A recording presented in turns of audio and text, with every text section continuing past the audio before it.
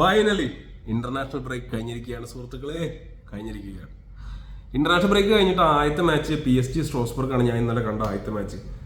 ഈ ഇത്ര കിടില ഒരു 2 minute സൈലൻസ് ഈ മാച്ച് കാണാത്ത ആൾക്കാർക്ക് വേണ്ടിയിട്ട്. കാരണം എന്താണെന്ന് വെച്ച് കഴിഞ്ഞാൽ എൻഡ് ടു എൻഡ് ആയിട്ടുള്ള ഭയങ്കര ഫാസ്റ്റ് ആയിട്ടുള്ള അടിപൊളി അറ്റാക്കിംഗ് ഗെയിം എന്ന് കണ്ടിട്ടുണ്ടായിരുന്നു. ഇപ്പോൾ PSG യുടെയും ചെൽസിയുടെയും ഇപ്പോഴത്തെ പ്രശ്നം നടന്നുകൊണ്ടിരിക്കുന്നത് എന്താണെന്ന് വെച്ച് കഴിഞ്ഞാൽ ഇവർ രണ്ടുപേരും ക്ലബ് വേൾഡ് കപ്പ് ഫൈനൽ കളിച്ച ടീമുകളാണല്ലോ. ഇപ്പോൾ രണ്ട് പേർക്കും ഭയങ്കര ഇഞ്ചുറി ലിസ്റ്റ് ഉണ്ട്. ഇപ്പോൾ PSG ഇന്നലത്തെ 11 എടുത്ത് നോക്കുകയെന്ന് വെച്ചാൽ അതിൽ ക്വാരക്ഷീല് സ്റ്റാർട്ടിങ് ഉണ്ടായിരുന്നില്ല, ഡെംബല് കളിക്കുന്നുണ്ടായിരുന്നില്ല, മാർക്കിന്യൂസ് കളിക്കുന്നുണ്ടായിരുന്നില്ല, ഹക്കീം കളിക്കുന്നുണ്ടായിരുന്നില്ല, മെൻഡസ് ലാസ്റ്റ് ഒരു 5-6 മിനിറ്റ് അത്രയ്ക്കാണ് ഇറങ്ങിയിട്ടുള്ളത്. അപ്പോൾ എഫക്റ്റീവ്ലി PSG എന്ന് പറയുന്നത് ഇന്നലെ ഒരു സബ്ബുകളുടെ ഒരു 11 ആയിരുന്നു. ഫസ്റ്റ് 11 ഇല്ലാത്ത സബ്ബുകളുടെ ഒരു 11 ആയിരുന്നു.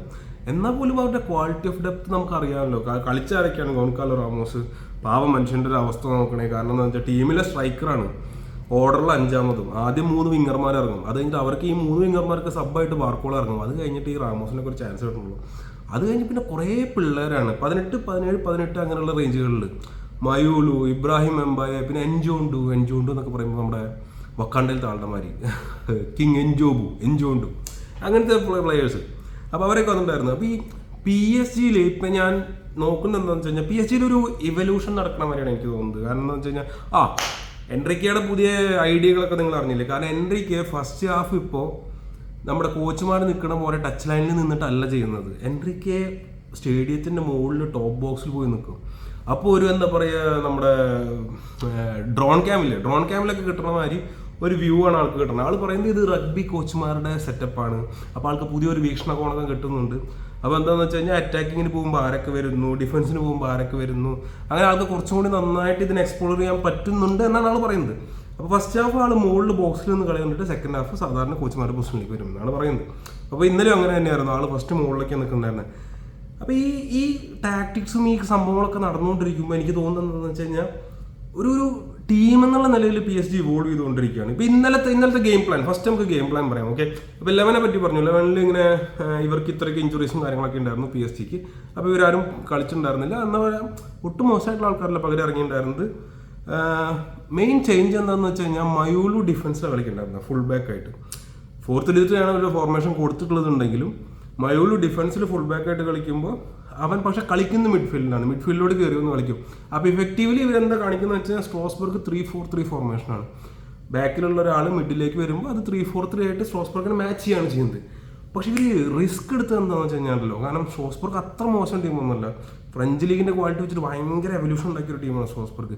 നമ്മുടെ ബ്ലൂക്കോൻ്റെ കീഴിലല്ലേ വരുന്നത്, അപ്പം അങ്ങനെയല്ലേ വരുള്ളൂ. അപ്പോൾ പറഞ്ഞു വരുമ്പോൾ എന്താണെന്ന് വെച്ച് കഴിഞ്ഞാൽ പക്ഷേ ഇവരൊരു ഹോൾഡിംഗ് മിഡിനെ ഒന്നും ഇറക്കാണ്ട്, ഇവർക്കങ്ങനെ പ്രത്യേകിച്ച് ഹോൾഡിംഗ് മിഡ് അങ്ങനത്തെ ആവശ്യമൊന്നും ഇല്ലാത്തൊരു ടീമാണ് PSG. കാരണം അതാണ് ഞാൻ പറഞ്ഞത്, മൊത്തത്തിലൊരു എവല്യൂഷൻ സംഭവിക്കുന്നുണ്ട് PSG-ക്ക്. അതായത് ഒരു പൊസിഷണൽ സെൻസ് ഇല്ലാത്ത പണ്ടത്തെ ടോട്ടൽ ഫുട്ബോൾ എന്നൊക്കെ പറയില്ലേ, അതുപോലെ ആര് ഏത് പൊസിഷനിൽ വേണമെങ്കിൽ കളിക്കും, റൊട്ടേറ്റ് ചെയ്ത് ഇന്റർലിങ്ക് ചെയ്ത് കളിക്കുന്ന ഒരു ടീമായിട്ട് വരാം.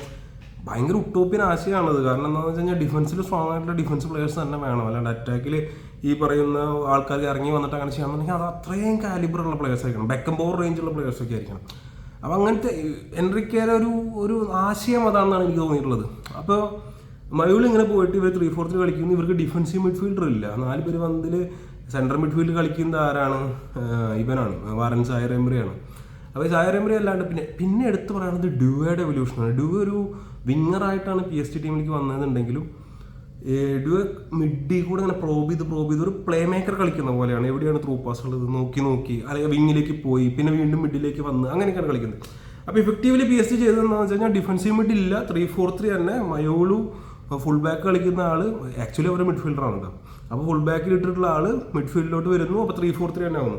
പക്ഷേ പ്രശ്നം എന്താണെന്ന് വെച്ച് കഴിഞ്ഞാൽ സ്ട്രോസ്ബർഗിന് ഈ 3-4-3 കളിച്ച നല്ല പരിചയമുണ്ട് മറ്റൊരു ഇതൊരു എന്താ പറയുക, ഉള്ള ആൾക്കാരെ വെച്ച് കളിക്കുന്ന ഒരു സെറ്റപ്പാണ്. അപ്പോൾ ഇവരാരും കളിക്കുന്നില്ല, ഈ ഡിഫൻസ് ആയിട്ടുള്ള ഇഞ്ചേർഡ് ആയിട്ടുള്ള ഈ സ്റ്റാർ പ്ലെയേഴ്സ് ആരും കളിക്കുന്നില്ല.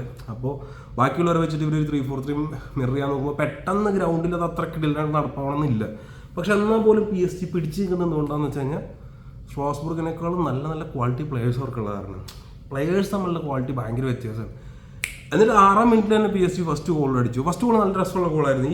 ഇവരുടെ ടാക്ടിക്സ് വർക്ക് ചെയ്യുന്നു എന്നുള്ള രീതിയിലായിരുന്നു. മയൂളു മിഡിലേക്ക് കയറി വരുന്നു, എന്നിട്ട് മയൂളുവിൻ്റെ ഒരു പാസ്സാണ്, 2 പ്ലെയേഴ്സിനെ ഔട്ടാക്കിയിട്ടൊരു പാസ്.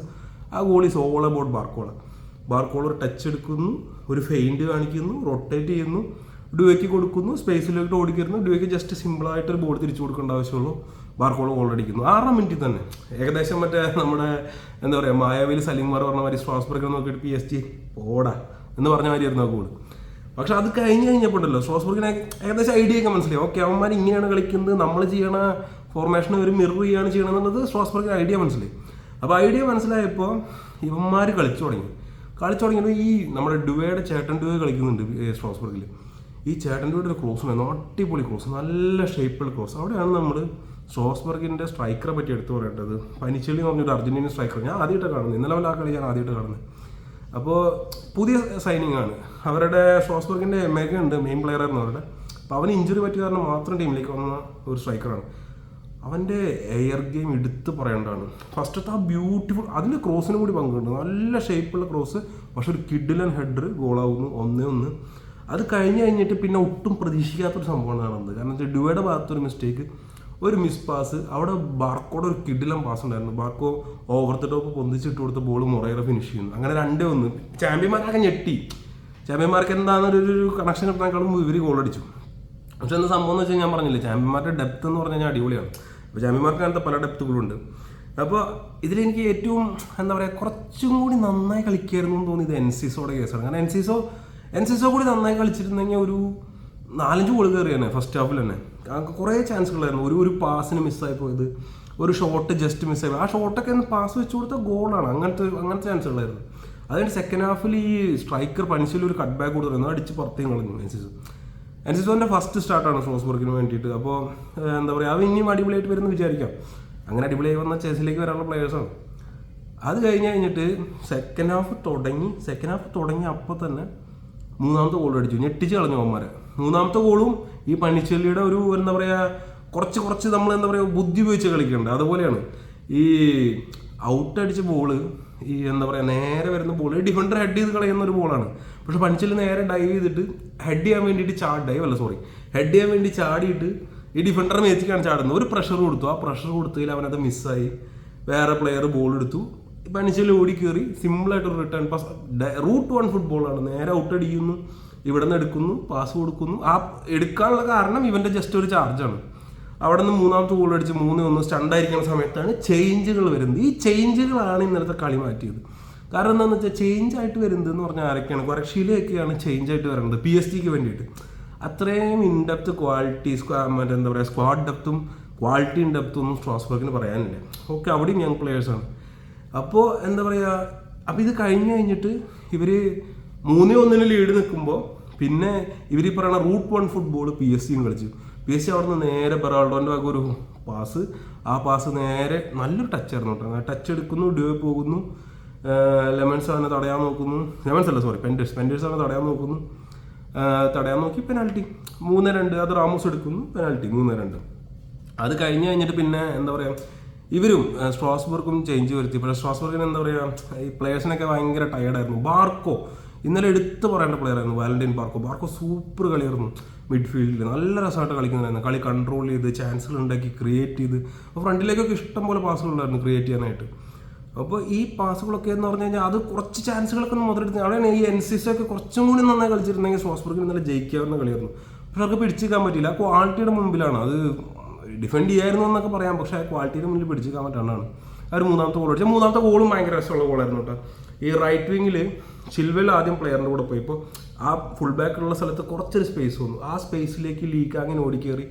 അപ്പോൾ അവൻ്റെ കാങ്ങിൻ്റെ കൂടെയുള്ള പ്ലെയർ കുറച്ച് ഇങ്ങോട്ട് കാങ്ങിൻ്റെ കൂടെ വന്നു. ഈ കൂടെ വന്നപ്പോൾ ഈ ഡിഫൻസും ഫുൾ ബാക്കും തമ്മിൽ അവിടെ ഈ പ്ലെയർ അങ്ങോട്ട് പോയപ്പോൾ ഒരു സ്പേസ് വന്നു. ആ സ്പേസിലേക്ക് മയൂലു ഓടിക്കയറി. മയൂലുവിൻ്റെ ഫസ്റ്റത്തെ ഷോട്ട് പെൻഡേഴ്സ് തടുത്തു. പക്ഷേ സെക്കൻഡ് അവൻ തന്നെ റിട്ടേൺ ബോൾ വന്നു, അവൻ തന്നെ ഹെഡ് ചെയ്ത് തിരിച്ചിട്ടു 3-3. ഭയങ്കര രസമുള്ള കളിയായിരുന്നു, ഭയങ്കര ഫാസ്റ്റ് പേസ്ഡായിട്ട് ഭയങ്കര എൻ്റർടൈനിങ് കളിയായിരുന്നു. എന്താ പറയുക ഇന്നലെ സമയം പോയത് അറിയുണ്ടായിരുന്നില്ല. ആദ്യത്തെ ഫസ്റ്റ് ഹാഫൊക്കെ പടപടയെന്ന് പോകണ്ടായിരുന്നു. സെക്കൻഡ് ഹാഫ് ഇങ്ങനെയാണ്. ലാസ്റ്റും എന്താ പറയുക കുറേ ചാൻസുകളൊക്കെ കിട്ടി PSG ജയിക്കാൻ നോക്കിയെങ്കിലും സ്ട്രോസ്ബർഗ് പിടിച്ചു നിന്നു. ഇനി PSG എവല്യൂഷൻ അത് നമുക്ക് വേറൊരു വീഡിയോയിൽ പറയാം. അതുപോലെ തന്നെ സ്ട്രോസ്ബർഗിൻ്റെ റൈസ്, അതൊരു ചെറിയ ടീമിൽ നിന്ന് ബ്ലൂക്കോ മേടിച്ചപ്പോൾ എങ്ങനെയാണ് അവർ എന്താ പറയുക അങ്ങനെ വലിയ ഇൻവെസ്റ്റ്മെൻ്റ് ഒന്നും നടത്തിയിട്ടില്ല. യങ് പ്ലെയേഴ്സിനെ മേടിച്ചിട്ട് അവർ ഇതേപോലെ ചാമ്പ്യൻസ് ലീഗിലേക്കും യൂറോപ്പിലേക്കൊക്കെ വരാനുള്ള കളി കളിക്കുന്നത് എങ്ങനെയാണെന്നുള്ളത് അത് നമുക്ക് വേറെ വീഡിയോയിൽ പറയാം. എന്തായാലും ഇൻ്റർനാഷണൽ ബ്രേക്ക് കഴിഞ്ഞ് വന്നുള്ള ആദ്യത്തെ കളി അത്ര കിടിലൻ കളിയായിരുന്നു. ഇനി ഇന്നത്തെ കളികൾ കാണാൻ നമുക്ക് അതിനെപ്പറ്റിയും സംസാരിക്കാം. ഓക്കെ.